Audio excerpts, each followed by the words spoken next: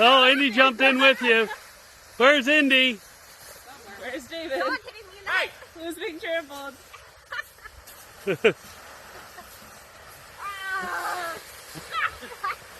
jumping on my head. Yeah. It looks like you guys are in a snowstorm of leaves. Yes. That's how it feels. Yeah.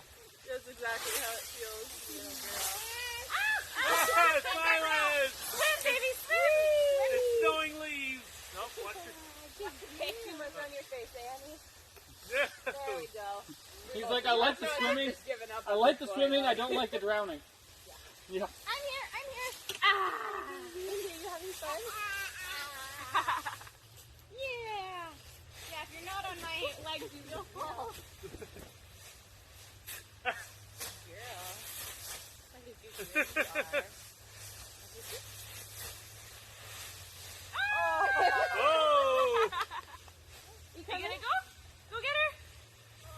Oh, there you go. Oh, what is that? I'm so glad we have a panel of Clark feeling up Lex's muscles. Why is this in existence? Feel real muscles, not from Krypton. As he talks to him about his love life and how he should work out so that he can look like Superman and win Lois Lane. Late nights of rain and nonfiction. So I may have cut off all my hair, but I like it. So I just finished My Cousin Rachel, and it is so good.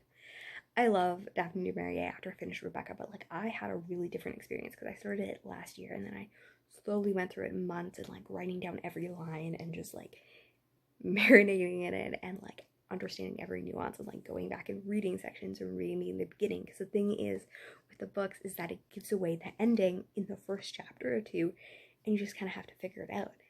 Every information is given, every character is mentioned, and you just have to go back and read it.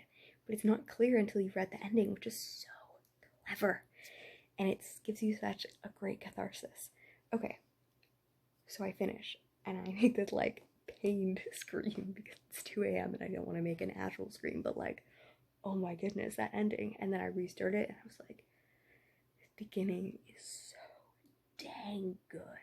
Like, the prose are so good. Like, I didn't enjoy the prose throughout, but I'm not sure if that's because I spent pretty much, like, an hour and a half on a car ride, and then pretty much just 5 hours listening to it straight, and sped up on an audiobook rather than listening to it and, like, marinating and reading through every bit of it in physical copy. So, that could just be the difference. But, like, when I slowed down and reread the first chapter, I was like, this is some of, like, the finest part of literature. And maybe that's an assumption, but, like, I don't think it is. Like, I think I could study and, like, I don't know, I just want to be a writer like her. Like, she does such a brilliant work and such clever writing and so introspective and so questioning and thematic.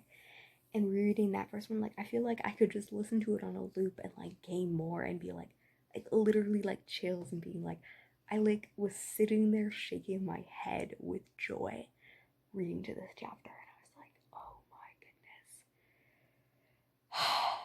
I have such catharsis, and like throughout it I was like, this is a good story. It's a little slow, it's not the most, like, I'm not enjoying it as much as Rebecca, it's not as eerie, but then you finish,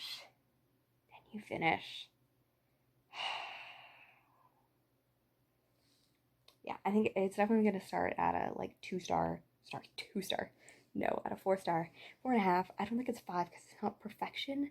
The middle could have been a little cleaner and a little eerier for me. And, like, every line didn't give me the catharsis that Rebecca did. And I know that I'm, like, comparing it to a masterpiece, but, yeah, I just want to go and read all of Daphne du Maurier, but also she's dead. And that's the thing. So many authors, I'm like, do I pace them? Do I read them all? The neighbors don't share the sound of your family's passion for landscaping. This property is lush, overgrown with trees, and snow isn't a clean sheet for me to disturb. This... So I finished Looking for Alaska, and my thoughts are, I wish I'd read this in high school.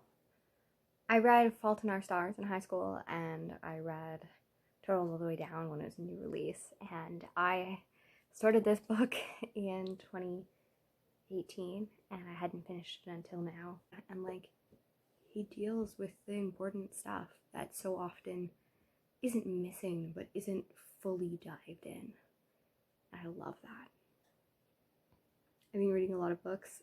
It's the 28th of October, and I have read, I think, 12 books in the last 12, maybe 14 books in the last like 10 days, and I'd read none in the first 17 days of October, so I needed something light, which this wasn't light, but I had read You, which is unnerving and dark and twisted. Like when someone compares a refrigerator door being left open to the same crime as stalking and killing people, and they're hurting you but narrating in like second person that you made me do this, like the gaslighting, the all of it. Like I love the show, but like the book is darn disturbing, mostly because there's no hint of like charm. Like we see everyone at their ugliest. We see Joe in his ugliest. How like, and also how like sex obsessed he is. Like he just likes her because he thinks that she's different. And I also read One Flew Over the Cuckoo's Nest. Again, brilliantly done, but also has a lot of misogynistic and like racist things in it. And I don't know how to balance that because those are never okay. But where is the line between not justifying, but saying that a book is valid even though its outcome and that its thing isn't good? I never really know how to do that line, because if it's a bad book and also problematic, that's one thing. If it's a good book and it has problematic, but it also came out 60 years ago, how do we hold authors to that standard? Like he should have known better, Ken Casey. It's the 29th of October. I have The Haunting of Hill House. I have the squashes in the oven. I'm going to make some squash soup. I'm going to read this book. It's perfect. I have a live show on the 31st. I'm very excited. So this is the cooked squash. This is the pot that is about to get stuff in it. And this is my beautiful blender. We have squash in the bottom, and then we have some vegetables. It's really only supposed to be like onions and garlic, but I also put some parsnips and carrots and apples and a bunch of spices in there. And then I put some pumpkin because I just want it to a little bit like meatier, thicker, and last longer pretty much. Yeah. The book, the finished soup. Great movie. Look at all those chickens. Ducks, darling. They're your favorite. When your roommate is sick, you put her in a blanket and you show her her pretty little ducks. They're mostly gone now, but they're real cute. Just like you. Hello and welcome, I'm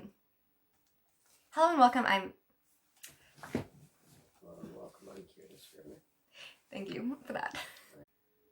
Hello and welcome to October.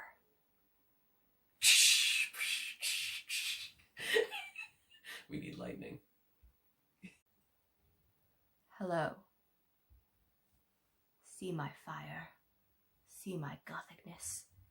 My chain of ghostness. I see London. I see France. I see Kirsten's underpants. You really don't. Is this recording too? Yes! Dang it. It's recorded. I'm tired.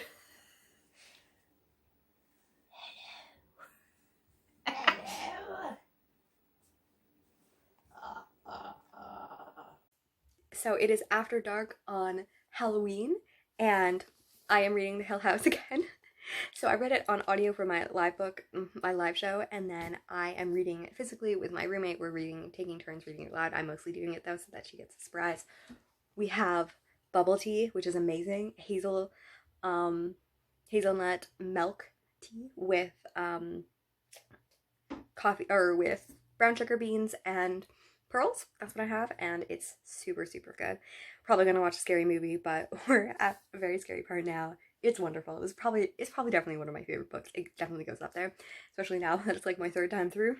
Yeah, it's just such brilliantly written. I love like the even descriptions on the drive and the feelings being said at the beginning. Like I love the fact, and it just made me want to write and enjoy. So it's officially NaNoWriMo in a few hours, and I definitely know my first scene that's going to be because it's inspired by the way that Shirley Jackson writes so vividly.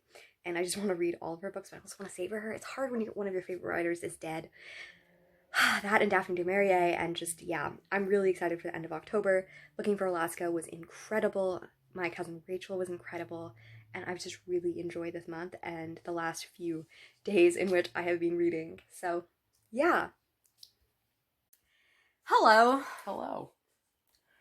We are I'm rereading this with her. This is my first horror ever. What are your thoughts? Whose hand am I holding? That's all I have to say. As in, she's being freaked out and scared. I'm terrified. But we have bubble tea, Bubble tea. and it's wonderful. It's